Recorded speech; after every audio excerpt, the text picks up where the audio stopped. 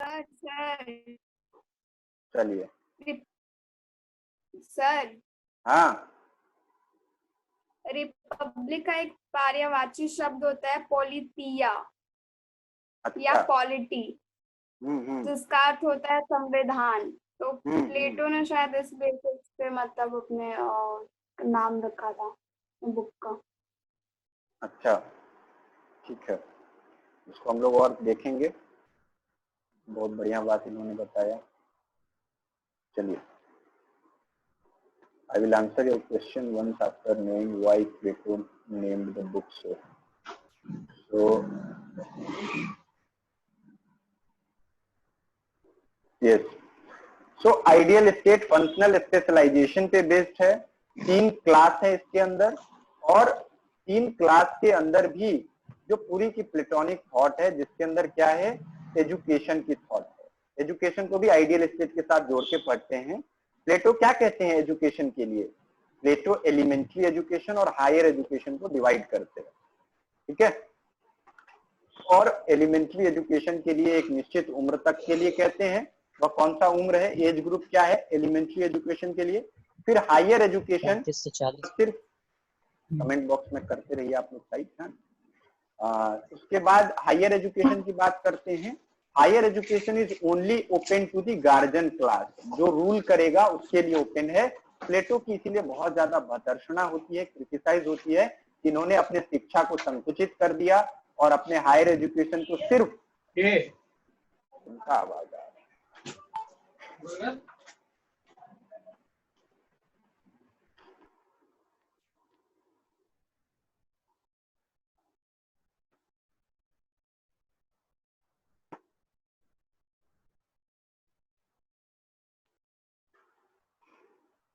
चलिए, सो प्लेटो की एजुकेशन जो है वो डिवाइडेड है।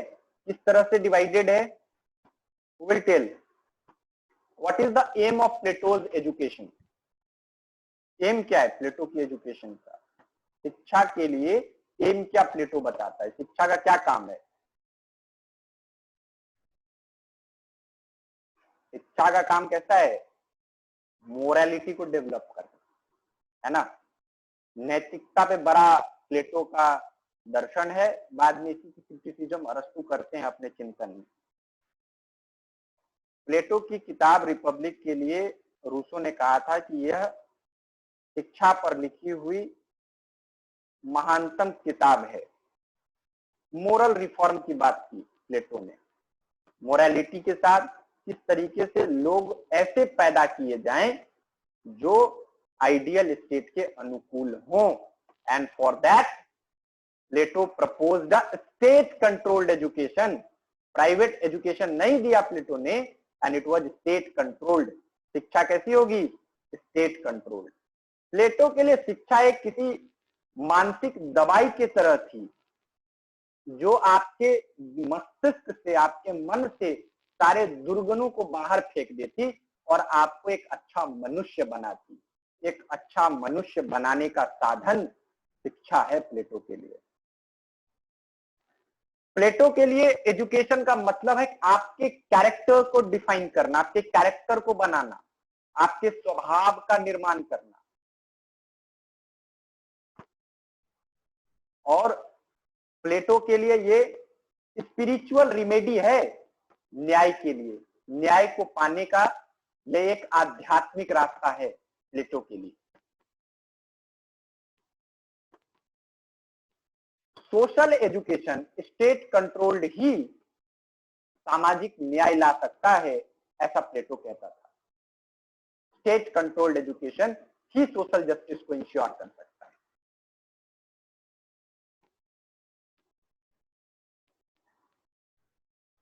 सेबाइन कहते हैं कि स्टेट कंट्रोल्ड एजुकेशन जो प्लेटो के थॉट के अंदर है, ये मोस्ट इंपॉर्टेंट इनोवेशन है, अपने तरह का बहुत बड़ा नवाचार है जो राज्य केंद्रित शिक्षा की बात प्लेटो कर रहे हैं। अच्छे गुण नागरिकों के अंदर आए, इसके लिए चिंतित रहते थे प्लेटो। अपनी किताब इस रिपब्लिक की चैप्टर 2 और चैप्टर 3 में और फिर चैप्टर 6 और 7 में शिक्षा को लेके बड़ा गंभीर विमर्श करते हैं। Knowledge is virtue, virtue is knowledge, सुकरात का यह कथन प्लेटो अपनी किताब के माध्यम से यथार्थ में लाते हैं। विपुल जी कुछ कह रहे हैं?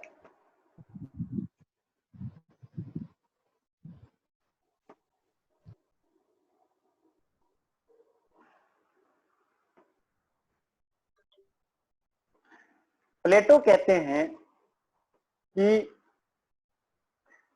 शिक्षा में सबसे पहले छोटे बच्चों को डिवाइन स्टोरीज सुनाने चाहिए, कहानियां सुनानी चाहिए। जैसे हमारे यहाँ हमारी दादी परनानी कहानियां सुनाई करती थी, सत्य और गलत का भेद बताया करती थी कहानियों के माध्यम से। वह प्लेटो कहता है कि शिक्षा व्यवस्था के अंदर सबसे छोटे बच्चों को डिवाइन स्टोरीज सुनाना चाहिए, जिससे उनका मेंटल फैकल्टीज डेवलप। ये प्लेटोनिक थ्योरी ऑफ जस्टिस है। सत्य का और अच्छाई का ज्ञान बचपन में ही बो देना चाहिए किसी व्यक्ति के अंदर, ऐसा प्लेटो अपनी स्कीम ऑफ एजुकेशन में कहते हैं। 18 साल का जब व्यक्ति हो जाएगा तो वह जिम्नास्टिक के लिए क्वालिफाई कर जाएगा, और जिम्नास्टिक का काम है कि मिलिट्री जो उस देश की होगी, सैन्य शक्ति होगी, उसमें वह सेवा दे, उसके लिए तैयार करना है, सोल्जर क्लास को तैयार करना है। और म्यूजिक का भी बड़ा रोल है प्लेटो की एजुकेशन में।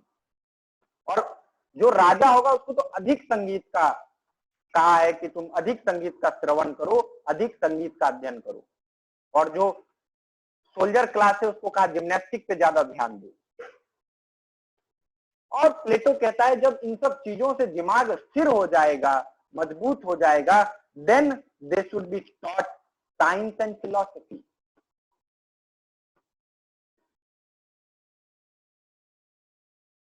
प्लेटो की एकेडमी और एरिस्टो की एकेडमी के बारे में नाम सुना है? लाइसियम का नाम सुना है किसी ने?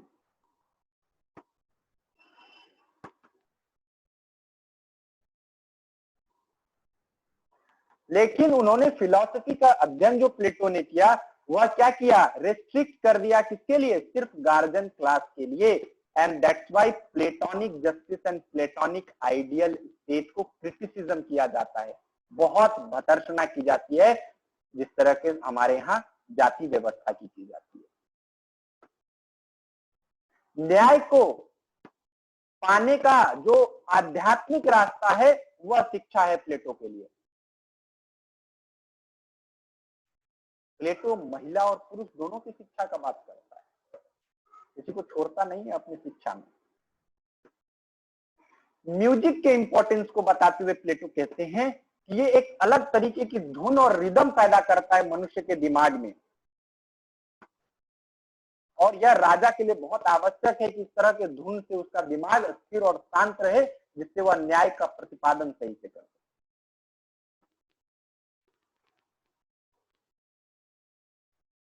मैथमेटिक्स का भी रोल है प्लेटो के एजुकेशन, उसकी एकेडमी के बाहर में लिख दिया था, if you don't know mathematics don't come here. है ज्योमेट्री, एस्ट्रोनॉमी, लॉजिक्स, मेटाफिजिक्स, हर चीज के अध्ययन पे प्लेटो का बड़ा विमर्श है, जोर है अपने उसके एजुकेशन।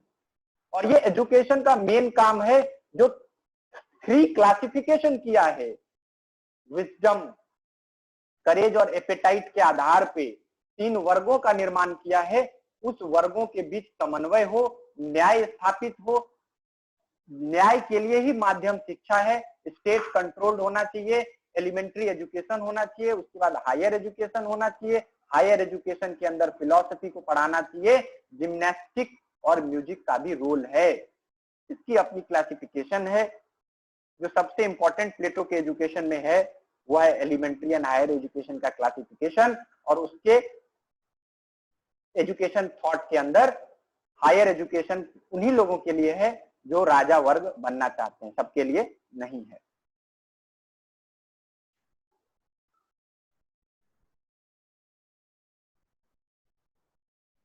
प्लेटो चाहते थे कि शरीर के साथ दिमाग दोनों का विकसित हो, इसीलिए उन्होंने जिम्नास्टिक के साथ साथ लॉजिक, मेटाफिजिक्स और फिलॉसफी के अध्ययन पे जोर दिया। जिम्नास्टिक को भी महत्वपूर्ण समझा।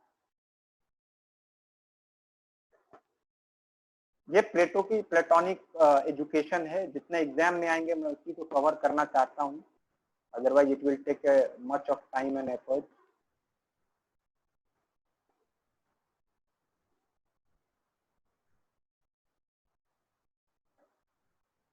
आइडियल स्टेट फंक्शनल स्पेशलाइजेशन पे है। प्लेटो की एजुकेशन को समझ गए। प्लेटो की कम्युनिज्म क्या है? अगर न्याय को पाने का आध्यात्मिक रास्ता शिक्षा प्लेटो के लिए है, तो मेटेरियलिस्टिक रास्ता, भौतिक रास्ता न्याय को पाने का क्या है? Communism of wife and property. इसको कोई आप में से कोई समझाएगा हमें? आप लोगों को मैं, चलिए आप में से कौन बताएगा प्लेटो के लिए कम्युनिज्म क्या है?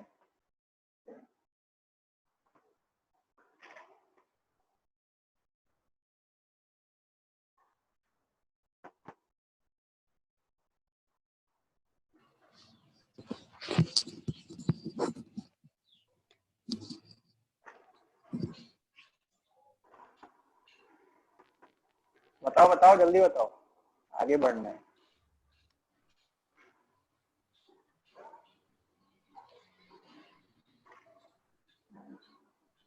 वसुधा।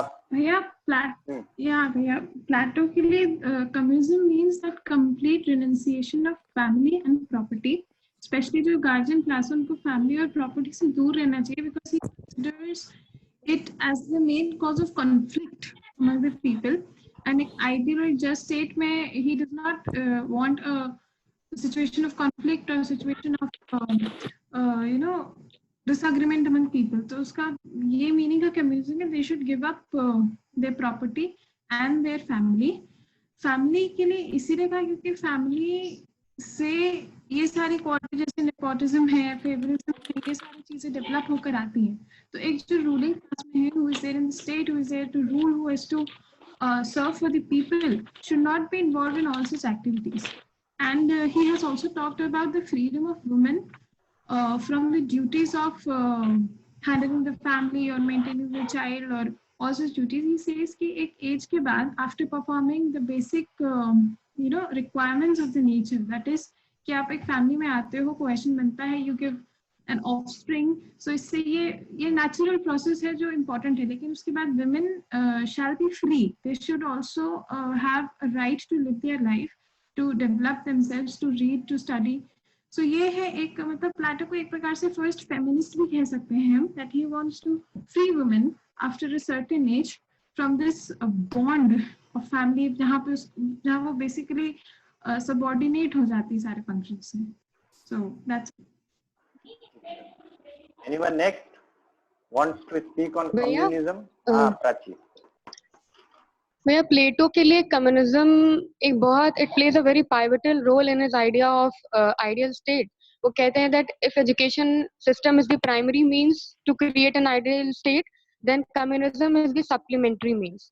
अब यहाँ पे सबसे पहला क्वेश्चन ये है कि वो कम्युनिज्म प्रॉपर्टी और वाइफ्स की बात सिर्फ 2 क्लासेस के लिए ही करते हैं। सबसे पहले तो फॉर मैन ऑफ रीजन जो गार्डियन क्लास है, दूसरा फॉर मैन ऑफ करेज, और 2 चीजों में, प्रॉपर्टी और फैमिली में। अब सिर्फ इन्हीं दोनों के लिए क्यों प्रोड्यूसर क्लास के लिए नहीं? क्योंकि उनको लगता है कि यही 2 ऐसी क्लासेस हैं जिनमें रीजन डोमिनेट करता है, और इनके पास ही ये कैपेबिलिटी है कि ये अपने जो एपेटाइट है उसको कंट्रोल कर पाए। प्रोड्यूसर क्लास से वो ये उम्मीद नहीं रखते हैं कि वो लोग इसको कंट्रोल कर पाएंगे। और दूसरा, उनका इतना बड़ा कोई से नहीं है प्रोड्यूसर क्लास का कि या उनके अंदर कोई वैसी चीजें कोई फंक्शंस करें स्टेट में। गार्डियन क्लास कहते हैं कि उनके रीजन है, वो इस चीज को कंट्रोल कर सकते हैं, और वही उनके पास ही वो कह सकते हैं रिस्पॉन्सिबिलिटी है या वो जगह है जहां से वो करप्ट हो सकते हैं। तो करप्शन और नेपोटिज्म को सोसाइटी से या गार्डियन क्लास की फंक्शन से हटाने के वो कम्युनिज्म इंट्रोड्यूस करते हैं। ये तो कम्युनिज्म ऑफ प्रॉपर्टी की बात कि दोनों की क्लासेस के लिए क्यों कहा है। कम्युनिज्म ऑफ फैमिली के लिए उनके जो 2 कारण है सबसे बड़े। पहला तो ये to tackle corruption and nepotism. दूसरा, there is no freedom of marriage even in Plato's ideal state. वो कहते हैं कि उनका एम है एक सुपीरियर रेस को create.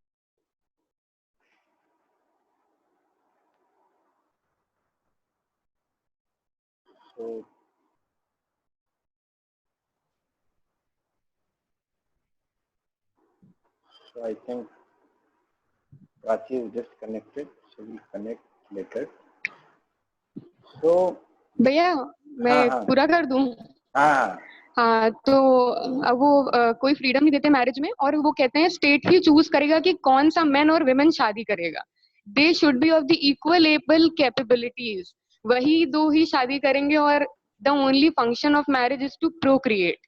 They will procreate a child and it will be given to the state for to take care of it further. फिर वो विमेन को भी उस बॉन्ड से आजाद कर देंगे and she can contribute in the excellence of state. जी भैया इतना ही। चलो ठीक है।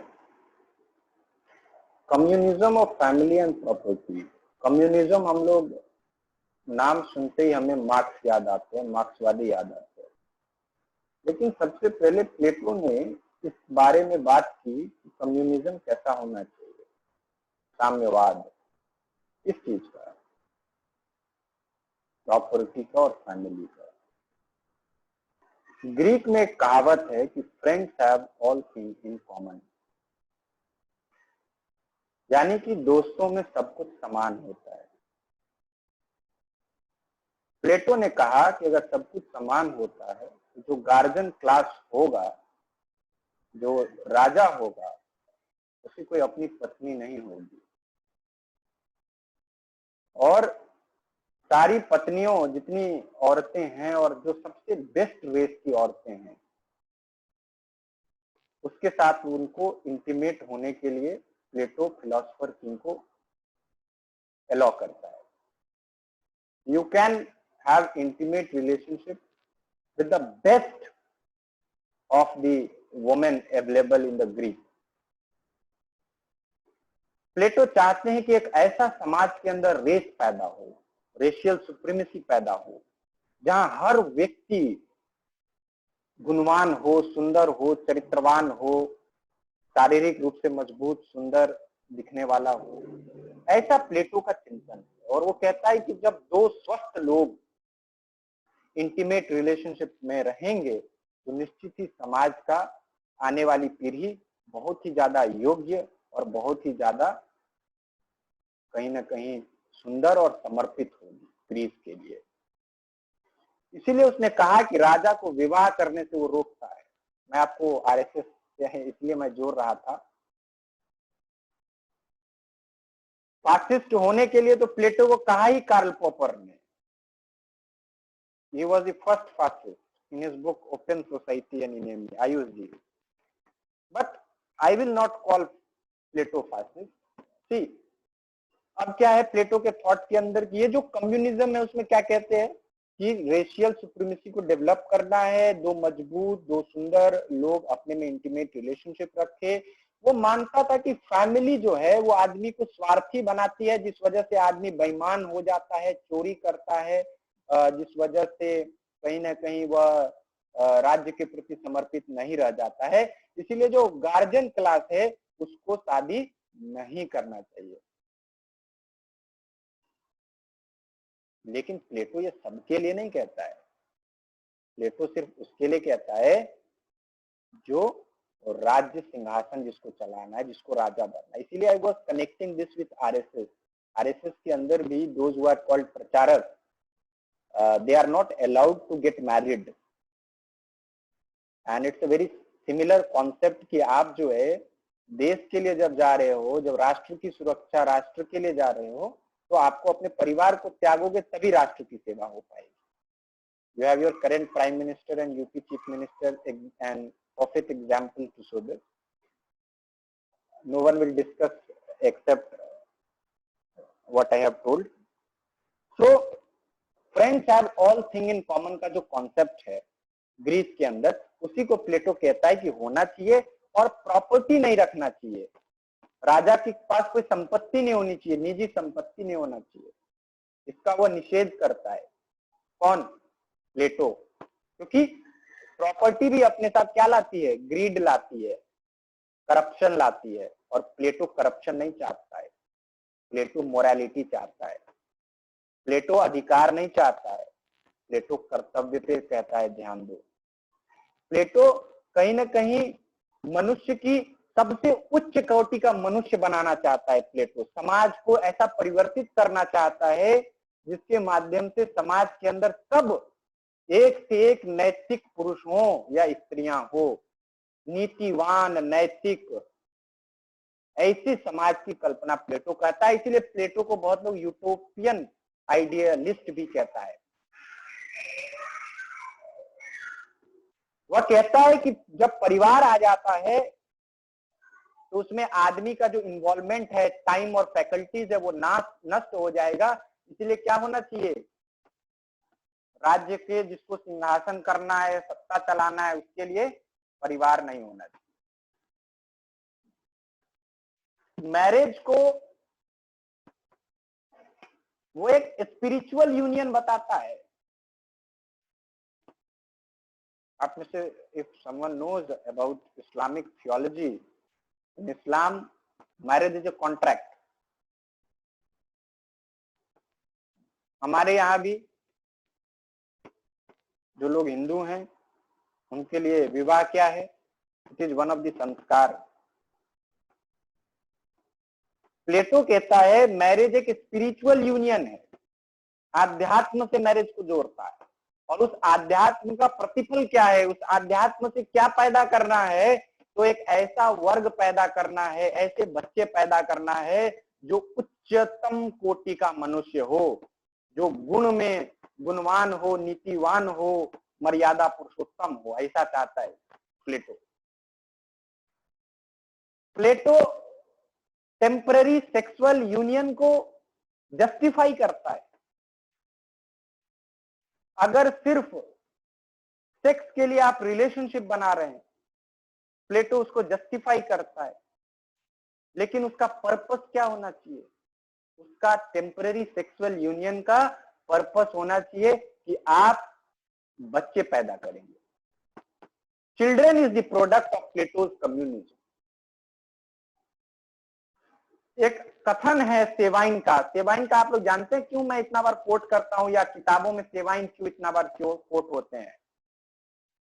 क्योंकि किताब जो है ना पॉलिटिकल फिलॉसफी की, उसकी हिस्ट्री, इतिहास लिखी है सेवाइन ने, history of political philosophy. National movement से चलिए क्वेश्चन पूछता हूं, history of Indian national Congress कौन लिखा है? तो जो सेवाइन की जो किताब है ना, हमें एमए में हम लोगों की कोर्स मटेरियल होती है, वो जब आप पढ़ेंगे तो उसमें सारे के बारे में बताया गया है, सारे लोगों के बारे में, सारे की बड़ी विवेचना की गई है। They have been evaluated all philosophers. तो according to professor Sabine, I quote Professor Sabine that the unity of state is to secure property and unity of state is to secure, यानी राज्य का काम सिक्योरिटी है, property and family stand in the way. राज्य की उस सुरक्षा की अवधारणा के बीच में कौन आ जाता है? प्रॉपर्टी और परिवार आ जाता है। Therefore, property and family must go, ऐसा प्रोफेसर सेबाइन प्लेटो की कम्युनिज्म पे बताते हैं। अब एक छोटा सा बात यह भी है कि जो मॉडर्न डे कम्युनिज्म या मार्क्सिस्ट कम्युनिज्म है, वैसे प्लेटो का कम्युनिज्म कैसे अलग है? Those who are appearing for JNU, DU should understand this. They will be asked this question. See,